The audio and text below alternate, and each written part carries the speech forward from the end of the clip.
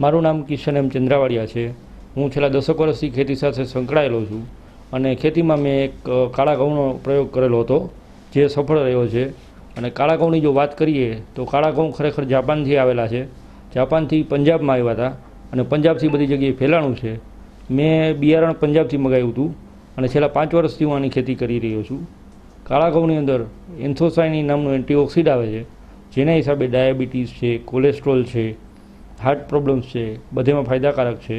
Plus આની અંદર iron, ઝીંક, protein એનું તત્વનું લેવલ વધારે હોય છે, જેથી કરીને હેલ્થ બેનિફિટ સારા એવા મળે છે। વાવણી કરવામાં એવું છે કે જે રેગ્યુલર જે ઘઉં વાવી છે એ જ રીતે વાવેતર કરવાનું હોય છે, પણ જે સામાન્ય ઘઉં છે તો એ આપણે 20 કિલો વીઘાએ નાખતા હોઈએ છીએ, જ્યારે આ 14 થી 15 કિલો વીઘે નાખવાના હોય છે।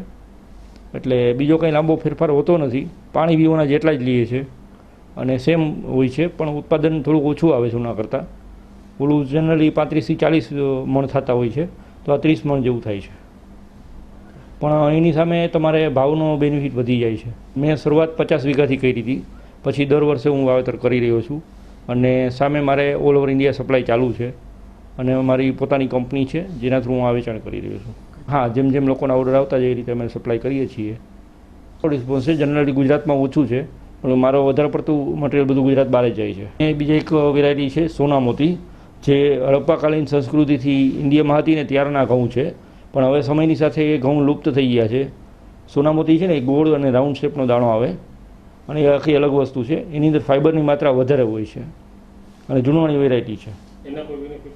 એના બેનિફિટ એ છે કે ફાઇબરની માત્રા વધારે છે એટલે હેલ્થ બેનિફિટ સારા રહે અને મેઇન તો ડાયજેશનમાં બહુ સારું રહે।